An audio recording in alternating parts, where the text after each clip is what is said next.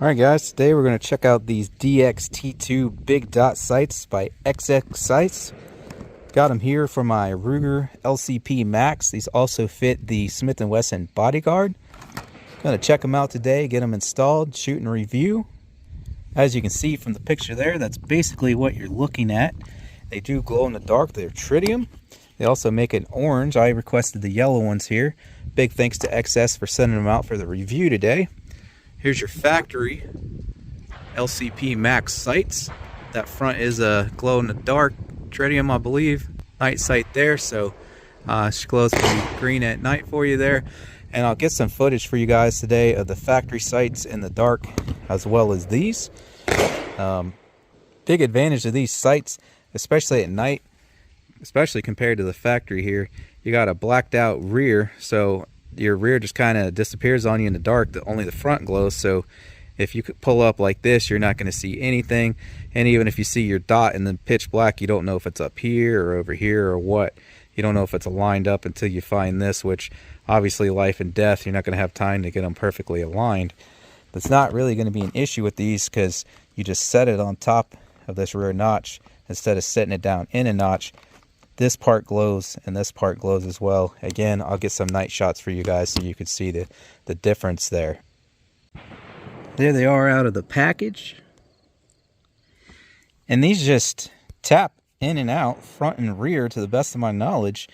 So I'm not quite sure. Maybe just by default they always include this. They got this red thread locker that came with, but there's no screws. So I don't know if maybe the setup's slightly different on the Bodyguard or what. I don't believe so. There's no screw holes on the things. But it comes with this red Loctite. It even shows installing it on a bolt there. But there is no screws for these. They just tap in and out. So you can either remove this with a little hammer and punch, which I'm going to try first. Okay. Or you'll have to take your slide off and put it in a vise if it's too stubborn. Sometimes they are. We'll see. But you just tap the old ones out, tap the new ones in. Now on the website they do say you might have to do some filing and fitting and whatnot. I kind of lined them up at home and I think they're going to go in for me okay, but you may have to do just a little bit of filing on them to get them to fit. So let me see if I can get these on here.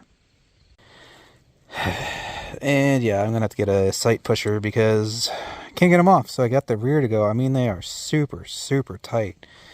I got the rear to finally get going, being able to use this larger punch here. The front, I got it to move just a little bit, and you can see it's all marred up, but I didn't really care because you can see the wear on this. You know, this thing lives in my pocket. It's been in there for years, so I chewed this all up trying to get it out. So I can get the rear out.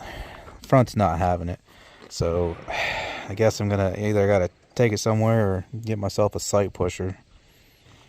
I went ahead and took this rear out though. Like I said, I could get the rear out, and I'm going to install theirs like it should be. Okay, that's interesting. I guess that's what the Loctite is for. So that just slid right in, no problem. So yeah, I guess this wouldn't have worked today anyways because I'm going to have to give that time to set up. So that is interesting. This slides right in there, no problem. All right, back out here again, different day.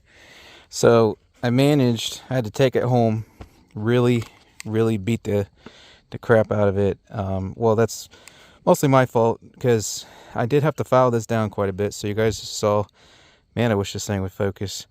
Every time I say I wish it would, and then it focuses, I swear. So you guys seen that sliding around. I red Loctited it in place, but then the front wouldn't fit. I had to shave it down a decent amount. So I got it where it's pretty tight in there, but I got it installed, and I can adjust it left and right still, but it's pretty all messed up and whatever. So if I didn't want to do that with my punches, either I needed to get a sight pusher or file this down just a little more, that way it wasn't so freaking tight in there. But like I said earlier, this is my carry gun. It's all beat up anyways. You can see all the wear on it and whatnot, so I don't really care.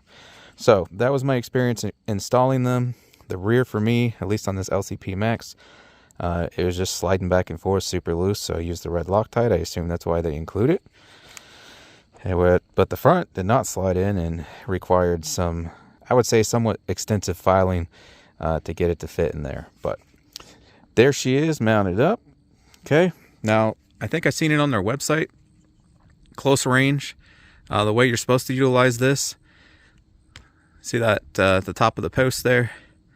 Close range, you cover it with the dot, which that's really good for a concealed carry pistol, you know, self-defense scenario. Because you just bring it up, you see the dot's on the bad guy, pull the trigger, good to go.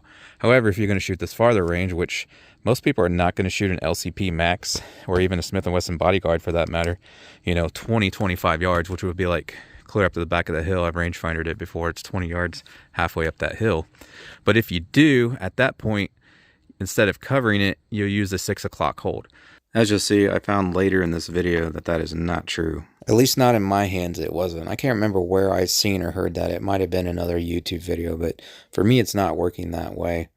For me, up there, even at 25 yards, the bullet's still going where the front sight is, so you just cover your target with this. But again, you'll see that momentarily. So basically, this sight system, you know, the reason most people want to upgrade to this because it's real quick sight acquisition and whatnot, and they're bigger sights, easier to see. By nature, instead of being in a rear notch like the factory sight, you set it on top of that notch.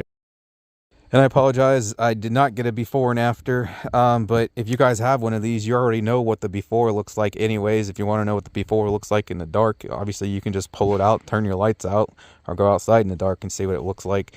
But I will be showing you later in the video what this looks like in the dark. Anyways, I'm going to get some targets set up. I'll check my 0, and then we'll move on to knocking down some steel with it.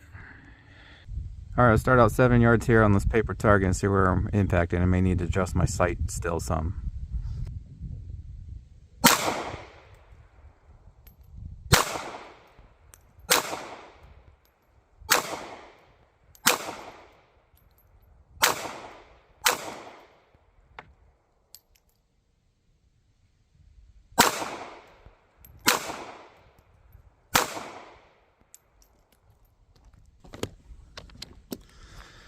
All right, so put the circle on top of the little post. Pretty close. Looks like I'm averaging low left there, so pretty close though. So I probably need to give it a little tap, bring it over to the right, just a hair there.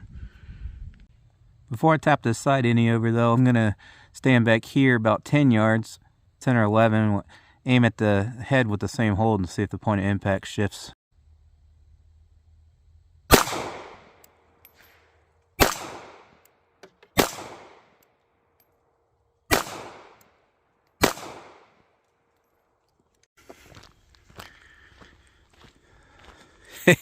I'm not the best shot with that thing, clearly.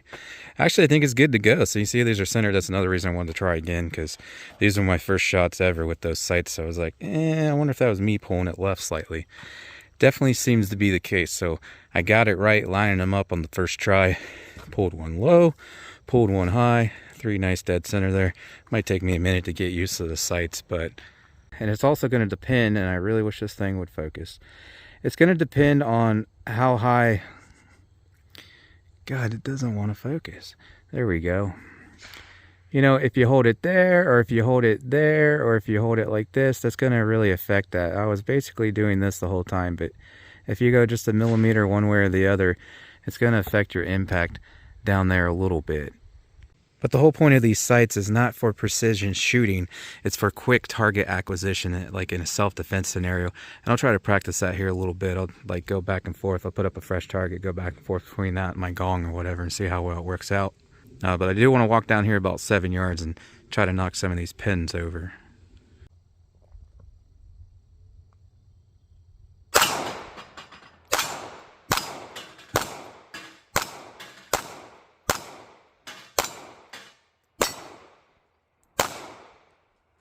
Again, these aren't for precision work, but not too bad.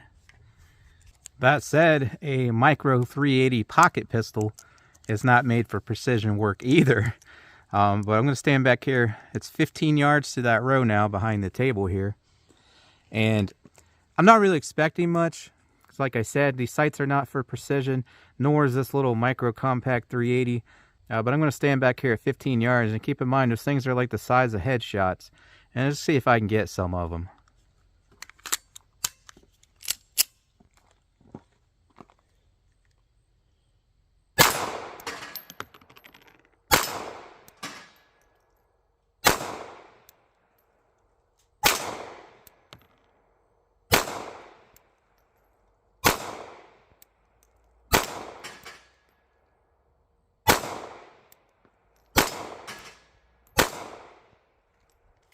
Not too bad. It seems like I'm back to my pulling it off to the left crap. Put a few more rounds in here and try to get those last two. I was doing real good till I got to that football, which doesn't make any sense because that's a bigger target.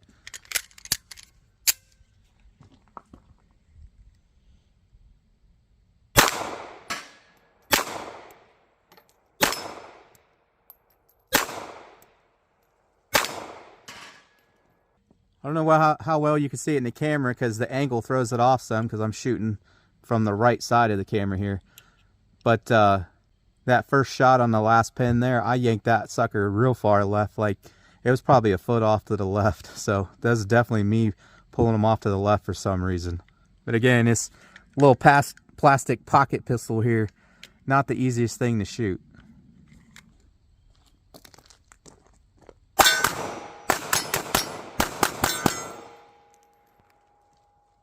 All right, I got to remember it's low from close range. I was probably only about 5 yards there. I was trying to treat it like a traditional sight where you drop the front blade down in a notch. Let me try that again.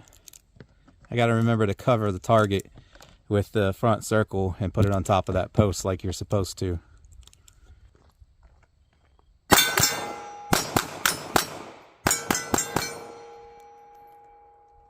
There we go, that was a lot better, but that blue plate there is stubborn, not wanting to fall over for me. All right, my rangefinder says that's 26 yards up there. If you're looking for a good budget rangefinder, link to that one in the description. Okay, we're at a slight angle up there, but that's the only way I could get it situated. Anyways, I'm gonna take 5 shots up there, slow, easy pull throughs of the trigger to try to make as accurate shots as possible, and we'll see where they're impacting up there. And I'm going to hold the sight the exact same way, but I'm going to do a 6 o'clock hold on this, and I'll show you where I'm aiming once we get up there and check out the impacts.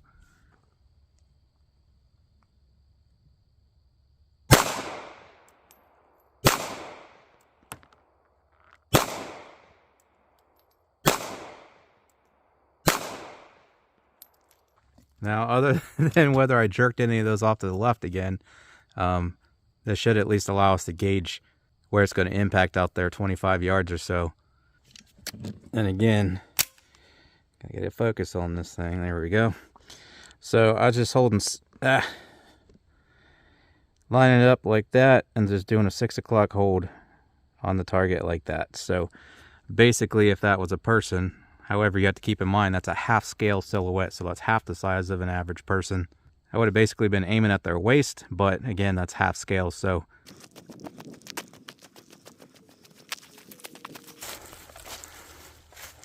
All right. So I put this in the exact same spot where the old target was. So the old holes are right under here. Headshots and abdomen.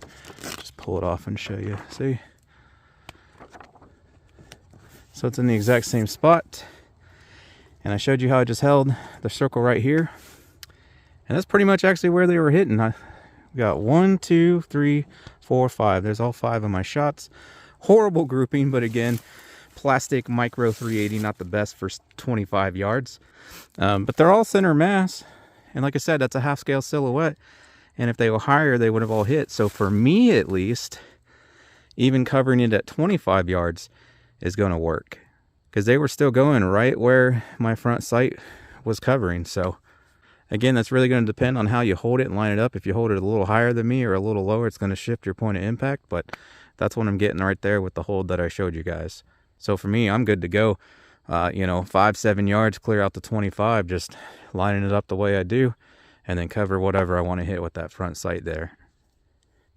But there you have it, guys. I have no complaints.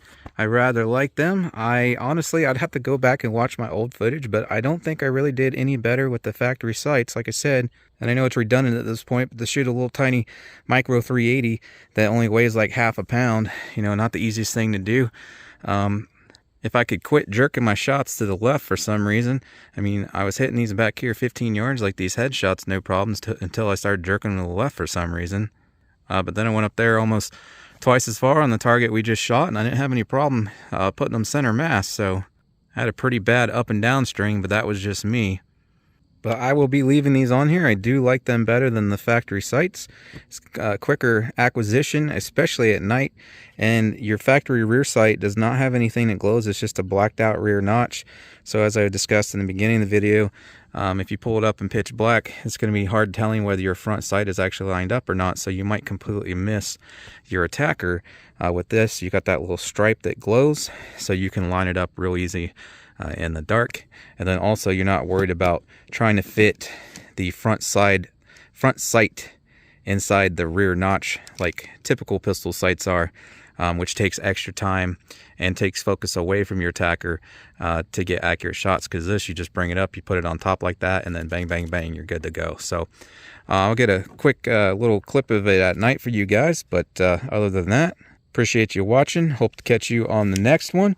If you want to get any of the products you see used in the video, like my steel target there, earmuffs, safety glasses, paper targets, and more, links in the description. Here's standing outside my back door with the floodlight on. In my bedroom with the lights off, and I held it crooked like that so you could see how well you can see front and back, how easy it would be to line them up quickly. And then here's in the bedroom with them lined up. Not quite perfectly, and please excuse the focus, it was a little difficult one-handed.